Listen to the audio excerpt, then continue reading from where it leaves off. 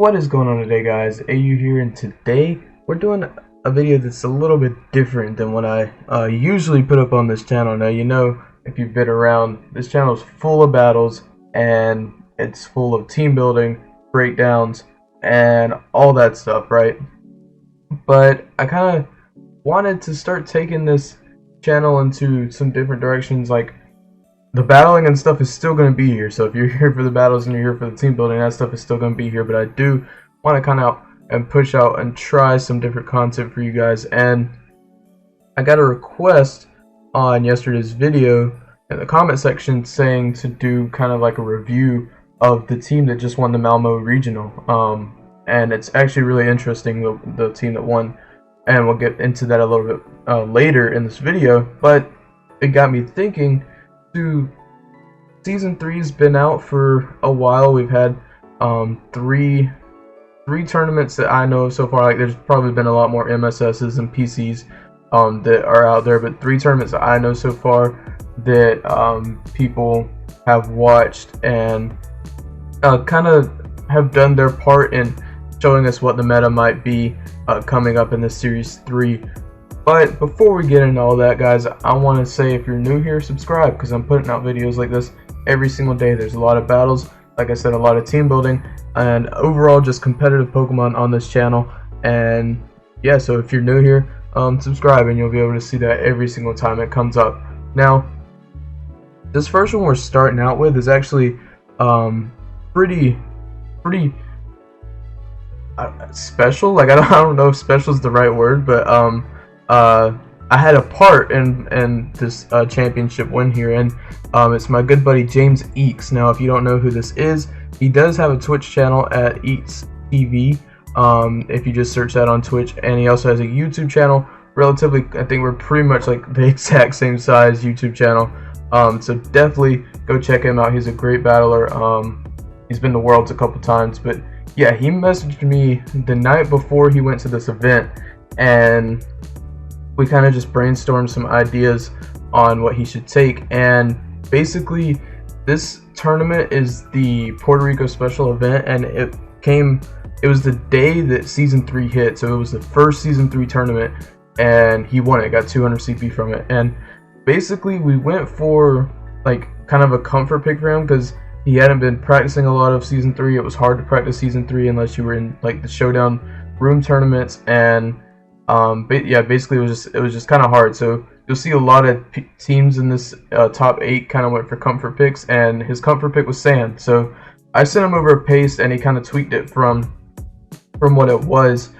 But it was interesting, basically, because if you look at this top 8, right, we have the top 3 teams are Sand teams. You have 2 Sun teams, a Lapras team. Basically, oh, that's the team that won Australia. And then the number 8 team was another Sand team. So right off the bat, Season 3, nothing's really changed. You have a lot of Sand teams ruling the meta.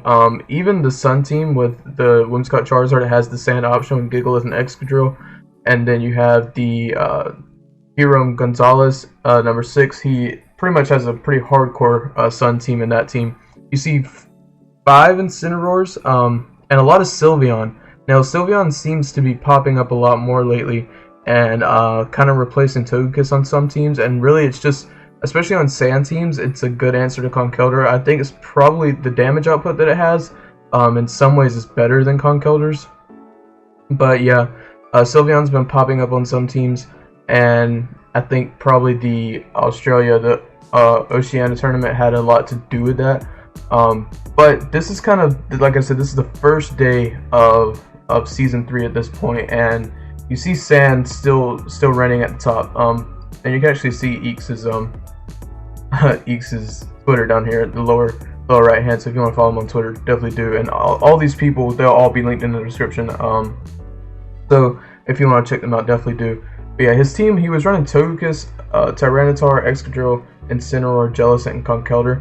Now, he does have a video up on this team, so if you want the paste and you want more of a breakdown on the team, definitely go check that out. But I know his Togekiss was actually way more offensive than a standard Togekiss. He wasn't running Sand Rush Excadrill, he was actually running Mold Breaker Focus Sash Excadrill, because he was scared of the mirror matchup.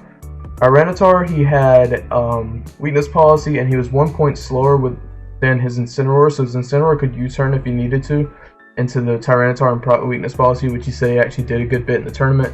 And he has Jellicent as like an anti-Trick Room / soft Trick Room option, and then Conkeldurr for the mirror match. So this is, like I said, day one. People have still been having success with this team. I tried out this team. It's really good. And yeah, so this is day one Puerto Rico special event tournament champion team. And now we're actually going to jump into the Malmo regional team. Alright, and your Malmo regional champion was Tobias here. You got 200 CP and a pretty, I'm going to say, surprising pick to me. Because Hatterene and Didi was really strong in Season 1. And for that reason, it got countered really hard. So it kind of fell off. And especially Butterfree. Like, Butterfree is now replaced by Venusaur, so having Butterfree on this team was definitely an interesting pick to me. If you look at this team, it just looks like a Season 1 hard Trick Room team. Now, I'm sure this Butterfree was G-Max Butterfree, and the Hatterene was G-Max Hatterene, which makes Hatterene and Didi a lot scarier now.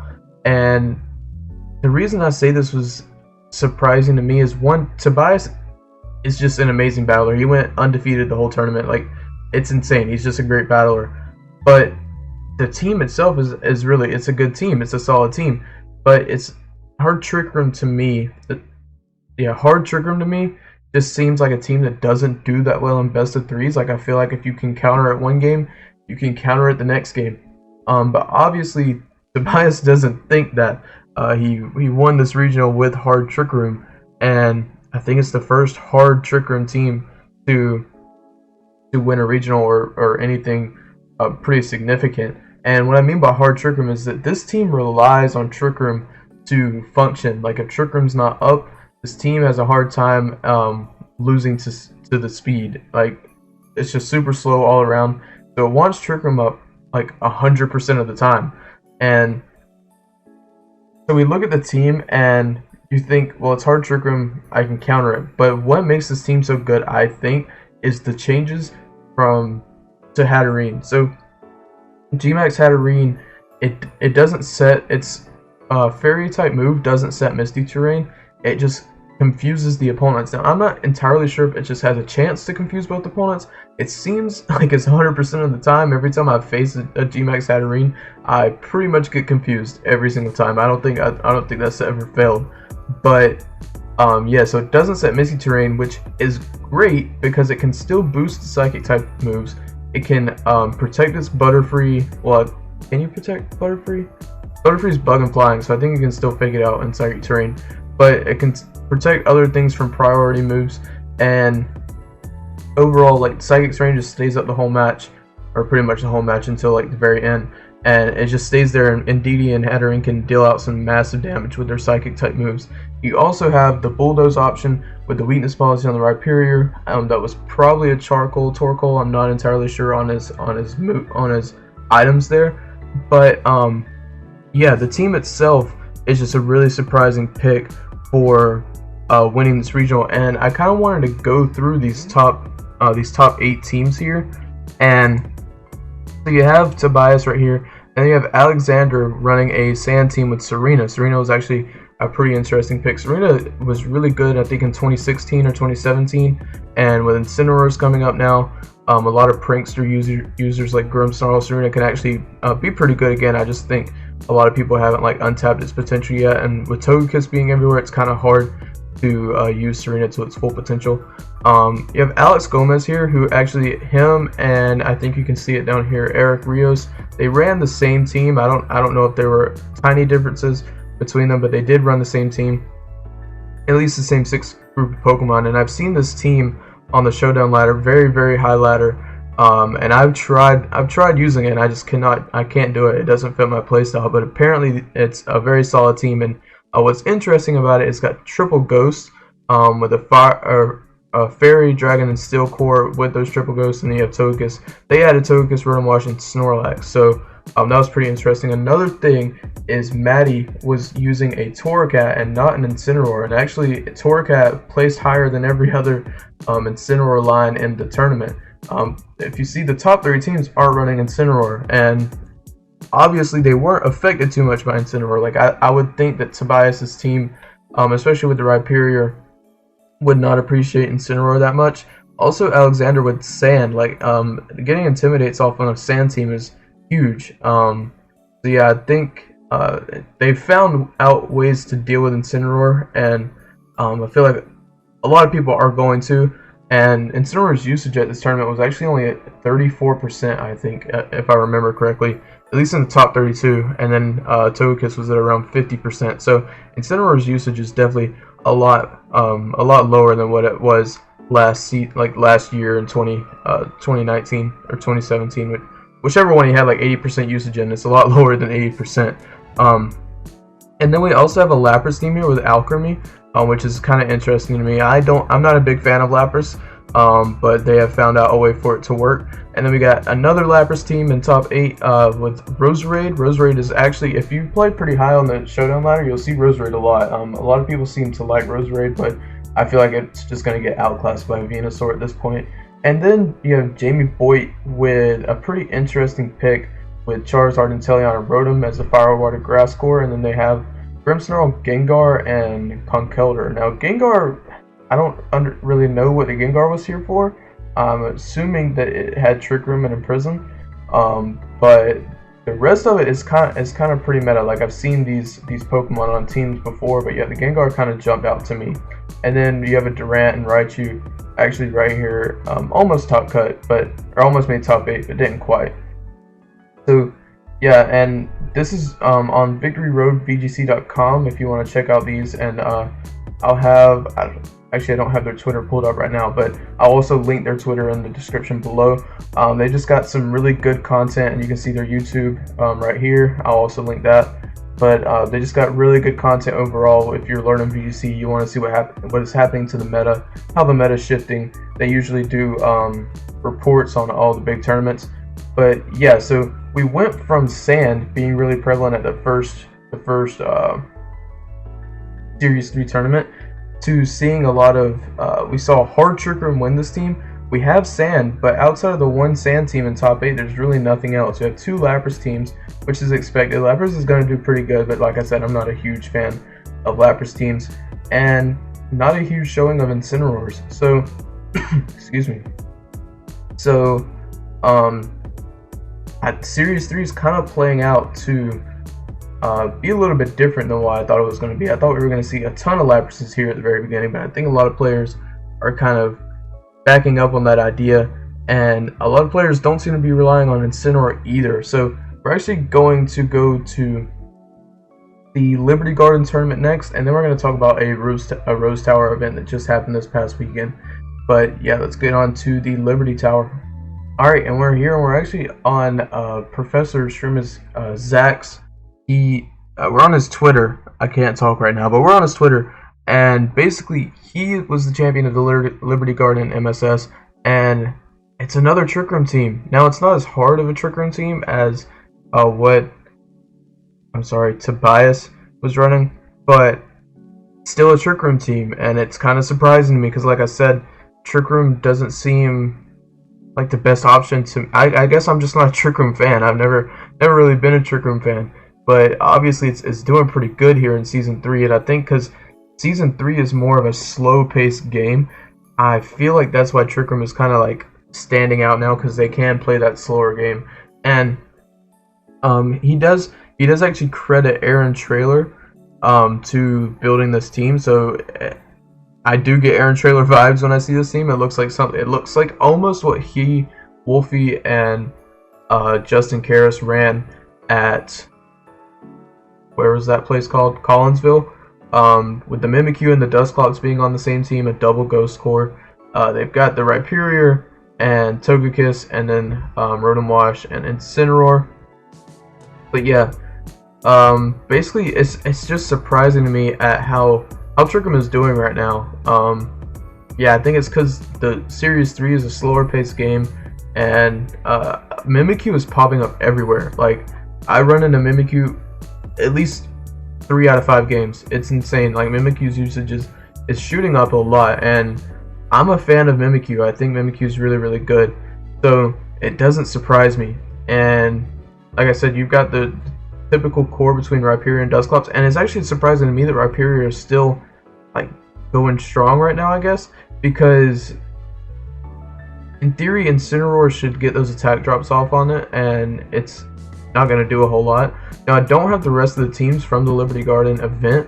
Like, I couldn't find them posted anywhere, so if you know where those are at and you find them, definitely link them in the comments or something, or tweet at me and I'll put them in the description. But yeah, I just couldn't find them, so I don't know the prevalence of Incineroar in this tournament. Obviously Zach was running it, so I mean it was there, but it was just on his team, so he didn't have to worry about it if nobody else was running it. But yeah, I think these two tournaments, the Malmo and the Liberty Garden, are gonna inspire a lot of people to kind of run some harder Trick Room teams and not be like shied away from it here in Season 3, because honestly I thought Trick Room was going to get a lot worse in Season 3, but with Gmax Hatterene and the use of Mimikyu going up, being able to set that soft Trick Room late game if you want to, it's just really, really strong. And I think the VODs for this are up. I don't remember. I know that they were supposed to be... I couldn't remember if it was Liberty Garden that had the problem or Malmo that had the problem, but just go check out the Liberty Garden's Twitch channel, and the VOD should be up if you want to watch those matches. But yeah, just another Trick Room team, and it's kind of, like I said, it's surprising to me that these Pokemon are popping up everywhere, and it'll be even more surprising when you see this last team. Like, it's crazy. Last but not least, the very last tournament that I want to go over is the Rose Tower event that just took place over this past weekend. Now, if you don't know what Rose Tower is a great resource for a bunch of players who maybe can't make it to the in-person events, or they're just starting out in VGC and they just want practice. Basically, Rose Tower holds online tournaments pretty much every weekend. They vary in times to kind of accommodate for all the different time zones that you may interact with around the world.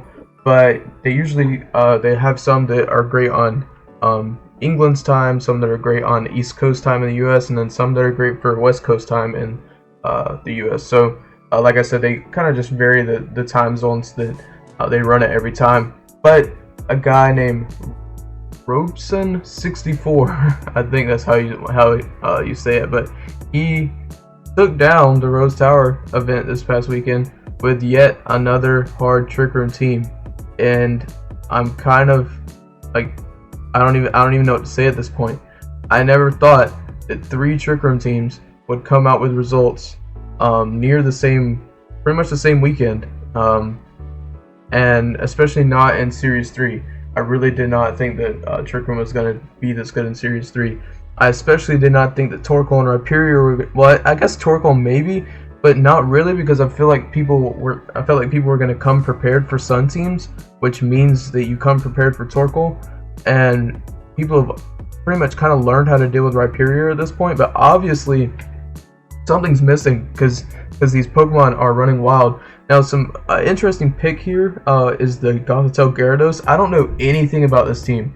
Like, I don't know leads or anything, but I would have to guess that one lead is Gothitelle and Gyarados. Now, I don't know if the Gyarados is Moxie or Intimidate. It looks like it should be Moxie with this team, with that Gothitelle lead, because if you can get a Fake Out and an Airstream off on a Whimsicott, then Gyarados steamrolls opponents' teams, and there's nothing you can really do about it. So Gothitelle Gyarados is maybe a lead that I might want to look into a little bit more myself, and definitely you might want to look into if you're looking to build a team. I think it's really strong, and like I said, I don't know anything about this team, but just thinking about that lead kind of actually scares me a little bit.